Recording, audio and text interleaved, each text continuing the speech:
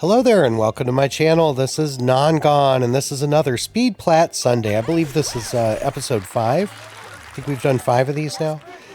This one is Everybody's Golf on PS4.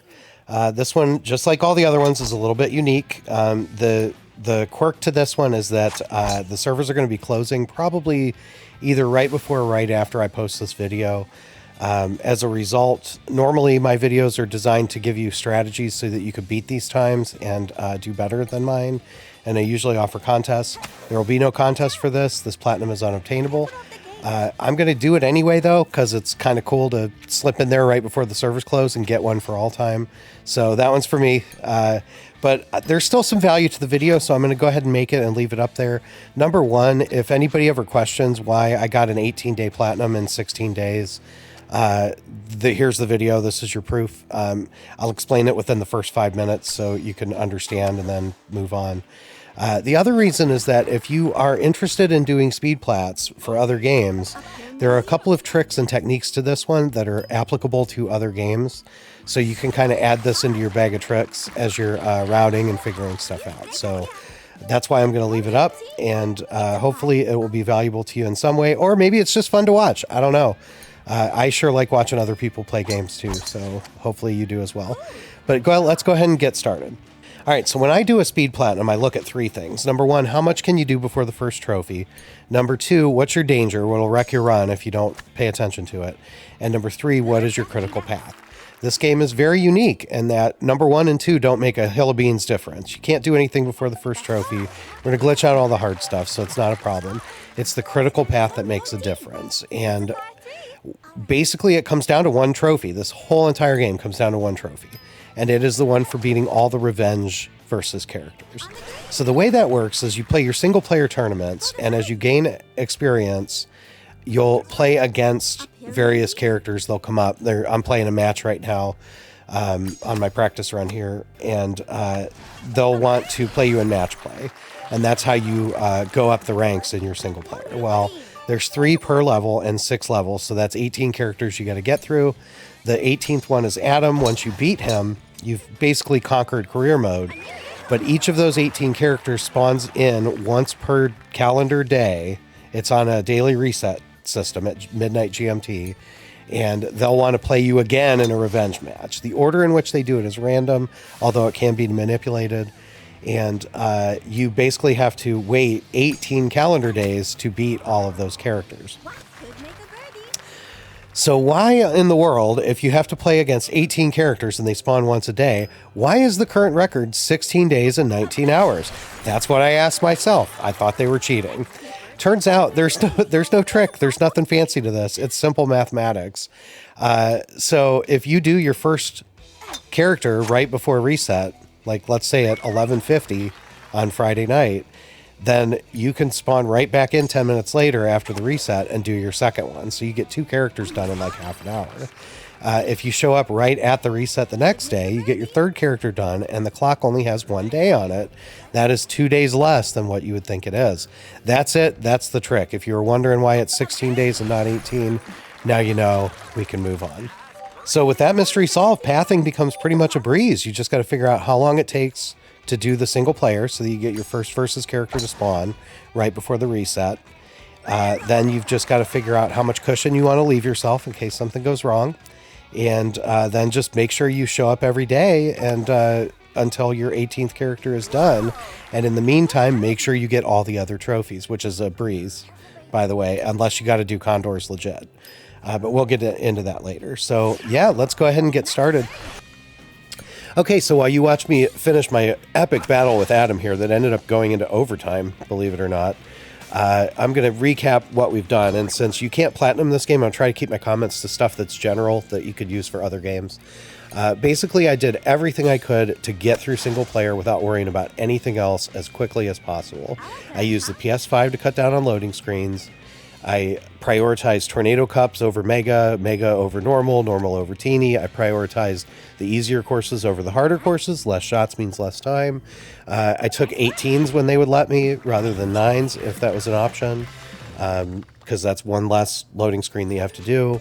I skipped all shot animations. I did not use fine aim or shot previews at all. I didn't use any spin mechanics or any of those things. I just went with the flag, used the mini-map to kind of guess where it was going to land, and went for the best. I know that cost me some strokes, but over the 50, 60 tournaments that I played, I'm sure it saved time not having to line up every shot. So that's basically it. At the end of all of that, I ended up with a time of 7 hours and 46 minutes. I feel pretty comfortable. Some things went wrong that added to that time, and some things went right that subtracted it. So I feel pretty comfortable that I can repeat that. That's one thing you want to do when you do a practice run, is not only judge the time, but judge how you think you could repeat that time. So if you had 7 hours, but you're like, yeah, I got really lucky, I probably couldn't do that again, then don't count it as 7 hours, because you won't be able to repeat it. So just a little bit of advice from me to you. You know, we call them nonsense. Get it? Non-gone, nonsense. Anyway, that's neither here nor there. So I think I could do it in 7 hours, 46 minutes. Add 15 to beat that first versus character gives us 8 hours before the reset we would have to begin. And I'm going to go ahead. I feel like 90 minutes is probably a good cushion. So I'm going to call that 9.5. The reset's at 8 o'clock at night.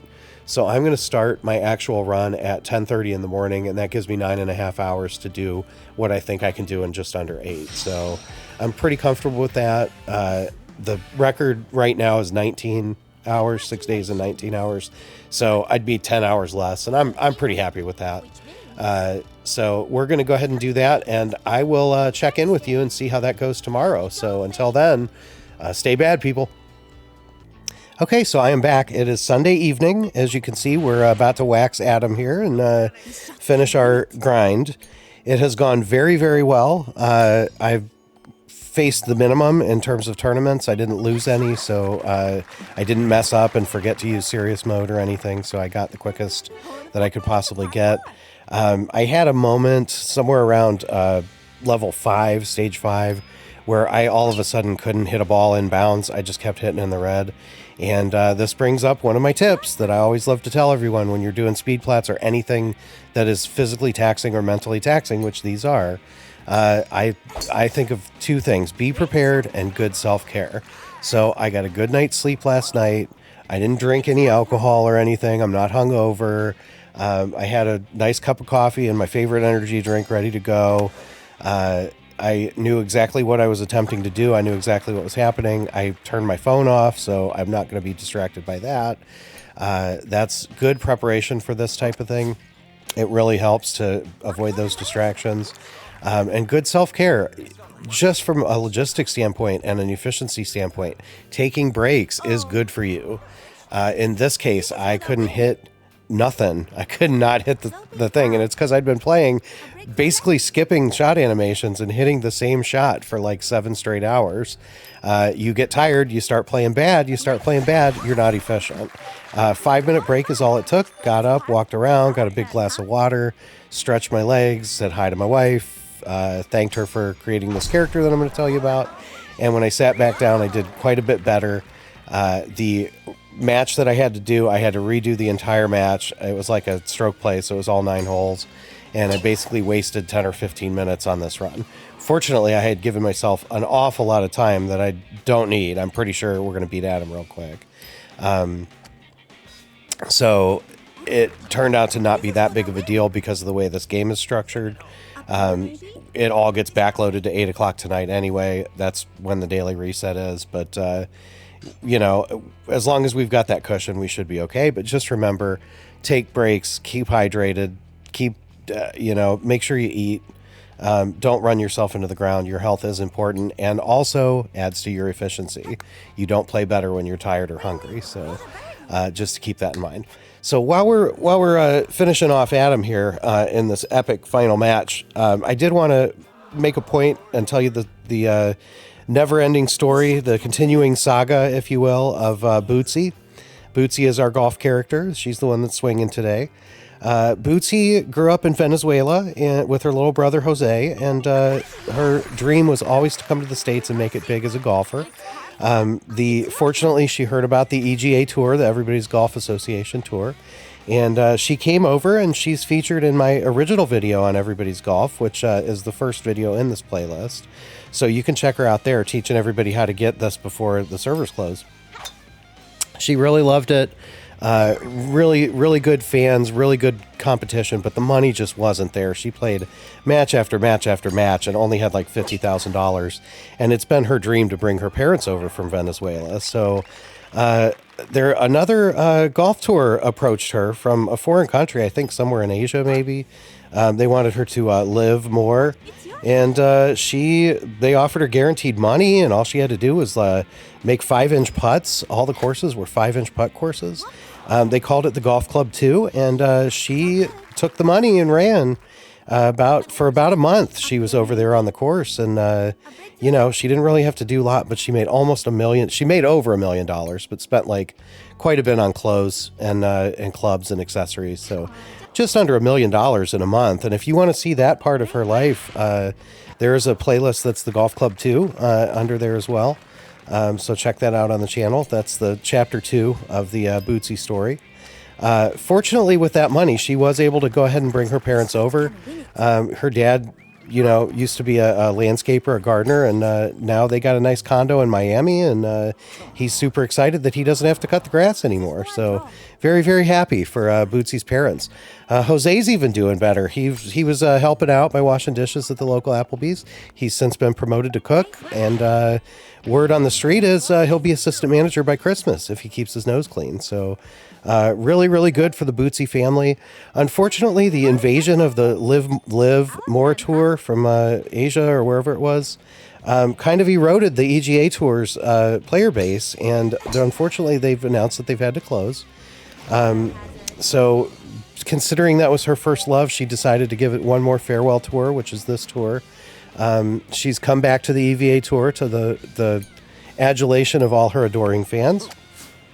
And she'll be here rocking out every night with the versus matches and on the online courses until the tour shuts down on the 30th. So congratulations to the Bootsie family. Congratulations to Mom, Dad, Jose, and, our girl Bootsie here. She really rocks, and we're glad that she's here. So thank you very much for that. I think I vamped just about enough. We're just about to end this match. I think all he's got to do is miss this putt. And with that, Adam is defeated. It is now 5:49, so not only did I not need the hour-and-a-half cushion that I gave myself, I didn't need, 29 minutes of the 7 hours and 46 minutes that I had given myself. So, woohoo! Practice makes perfect, I guess. Everything went pretty smooth, and here we are. Most of the stress is over. I now have 2 hours and 11 minutes until the daily reset. So let's go ahead and get through all these menus and get all these rewards and everything. You get your custom clubs, you get the new Imperial Garden, you get to level 7, all that kind of stuff we don't care about. We're just trying to get these secret versus characters to spawn. One quick note, although I don't know why I'm giving you specific things to this game, but just keep this in mind for other games. You got to close the game and open it again for the first versus character to spawn. So let's go ahead and do that. And you see we've loaded in, and we've got, don't worry about these guys. Those are the secret versus characters. I've been ignoring them. There's about 3 of them stacked up behind each other, but we're trying to get this done as quickly as possible. So as you can see, our first revenge match is available right here. I'm not going to show that. I'm just going to go ahead and beat it. I've got 2 hours and 8 minutes to do so. And then I will come back at 8 o'clock when the daily reset happens, you see. So I will see you on Monday, and we'll be going up against our third versus character. We'll see you then. Okay, so I know I promised I'd be back to you Monday night. I actually jumped the gun a little bit. It's Sunday night after the reset, and we're going to talk about 2 things here. I know I said I wouldn't go into each individual trophy. There's no value to it. Platinum's unobtainable anyway, and the trophies aren't all that hard. But there are 2 things that I wanted to point out that would be applicable if you are into speed plats and want to kind of add this to your toolbox for future runs of other games. One deals with the random number generator and random spawns of things and how to manipulate that so you get the outcome that you want. The other one deals with manipulation of the game space itself and kind of slipping through the cracks physically. That's like wall clipping and glitching through levels. And, you know, anybody that's watched Link back roll into Ocarina of Time into the final end, the 1 minute speed run, you know what I'm talking about. Anyway, we have these revenge matches, and there are 18. The characters spawn in a random order once per day. 17 of them don't matter. One of them does. That's Kato. He is the fisherman. He gives you the good bait, allows you to fish for the rarest fish. We don't want that to happen on the 18th day. We want that to happen right now on our first day. Mostly because I got the day off tomorrow, and it's 4 or 5 hours of fishing, and I want to get that started. So the way we're going to do that, as you can see, we spawned in here and loaded into the game, and we got Gabriel, the kid, as our first spawn. We don't like that. Fortunately, there is a gap, as there sometimes is with other games, between when the game rolls your outcome, right? When it kind of rolls the dice to determine which character you're going to face, and when it locks it in. The game will roll when you load, but it won't lock it in until you do something, like talk to somebody, go to this tent, go to one of the online courses. Basically, anything you do that makes the game process, it will then lock in your character. So if you only come in here and then quit to the XMB right away like this, you can reload, and you will see I now have Cindy right here. We also don't want Cindy, but as long as I don't talk to anybody, the game won't lock it in, and I can continue to use the PS button, close the game, reload. So I'll be right back. And we are back. This is my 30th roll, by the way I counted, and we finally got Kato, which is about right. It was a 1 in 17 chance, so my luck would be about twice as bad as normal. So 30 rolls is what it took to get him. But now I can go ahead and beat him, and it's only been, 8 hours into our run, and we'll have the good bait. So that's basically what we did. We continued to continue to roll our chances without locking it in. And that's the trick that I wanted to show you. So I'll be back either today or in a few days, depending, and we'll get some condors using a glitch character. And then we'll finish this out. So I'll be back.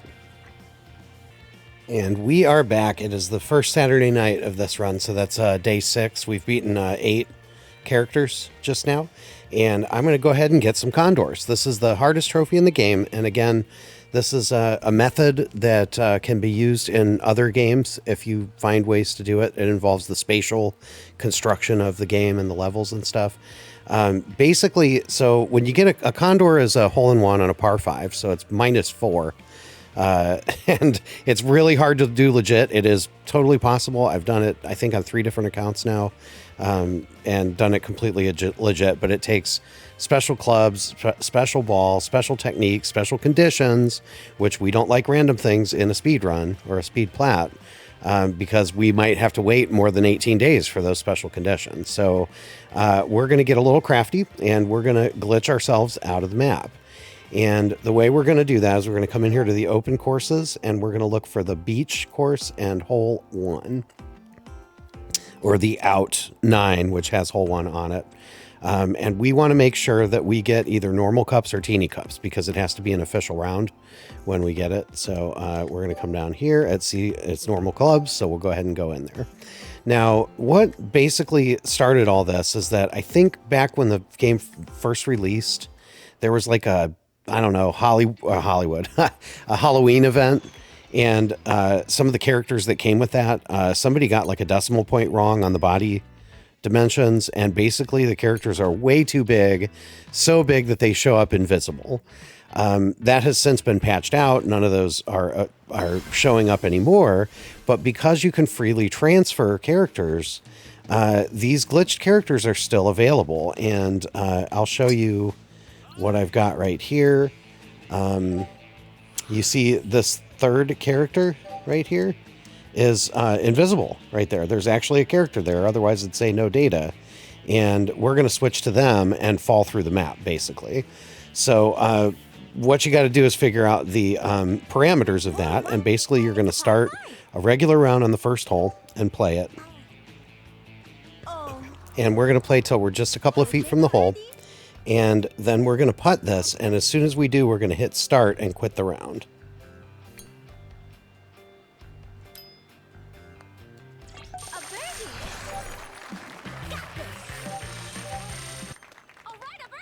And once we do that, we're going to go in here to customization, And we're going to switch our character to our glitched character.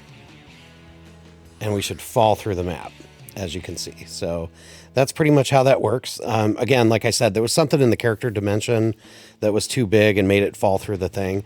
But if you don't touch anything, it will now allow you to start a one-hole round. It's a par 5. And it will be from... So I think you want to switch back now. Customization player. We're going to go back to Bootsie. Let's go. And we're going to set up our tee shot. And you see, we now have a 5-foot putt that it is counting as the first hole on this. So by falling through, it allowed us to start a one-hole round 5 feet from the pin. So we just switch to our putter and make the putt. And it counts as a hole-in-one. Now, that is absolutely super cheeky and super cheap, but you know what? I've done this a bunch of times on my own, and I'm actually going to get the albatrosses legit because I got a good roll in my custom clubs. So, you know, it's, again, Speed Plat is not about pride necessarily. It's just about getting where you got to go, and we definitely did that. So that's how you do it right there. That's how you clip out on this game. Keep an eye on that if you have a difficult or time-consuming challenge and you're trying to go fast. That's an absolutely great method, and it works in a lot of different games. So keep that in mind. Now, as you see, we're kind of stuck here in a camera angle. So you got to go back out to the home arena manually. But that's, of course, a small price to pay. We just got something that takes 4 or 5 hours to do once the conditions are right. And we did it in like about 4 minutes. So there you go. That's pretty much all the techniques that I can give you for this. The rest of the trophies are pretty self-explanatory and either just require a grind or, you know, a little bit of help. You see, this is, I believe, I don't think Melissa. Who is this? Let me introduce you. Yep. Okay. Yep. So you get a condor. Oh. Eve. Right. Okay. This is Eve. So she comes up for your first condor, and then, you know, you got one for 3. Anyway, that's all I really have for this. So I'm going to keep finishing everything that I need to finish. And I'll see you in about 10 days, and we'll fight our... Hopefully I'll have everything except the last revenge character by then, and then we'll get it done, and we'll see what the final record is. I'll see you then. Okay, we are back. It is day 16. As you can see in our list of people, we have everybody from the versus character except for this one question mark here. And he is standing right there waiting to be challenged. So we're going to go ahead and beat him up, and I'll be back, and hopefully we'll get our platinum.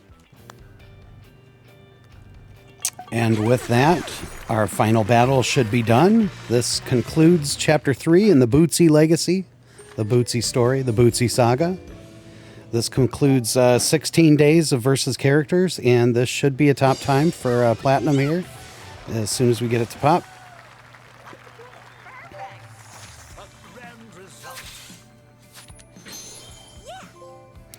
And that's versus master.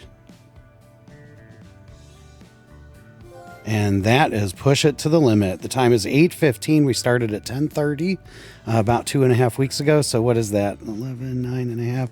It should be 16 days and 9 hours and 45 minutes, which is about 10 hours faster than the prior record. So that's it. Everybody's golf. Speed Platinum. This should be an all-timer. The server's closed in about 10 days. So unless somebody's working on one of these right now and does better than me, that should be it. Thank you again for watching. I always appreciate it. I'm open to any suggestions for future games, Speed Plats or Stay Bads or Non-Gone Learns to Do Stuff. So, like I said, thanks again for watching. And thanks again, Bootsie, for some great golf. Until next time, stay bad, people. Non-Gone is gone.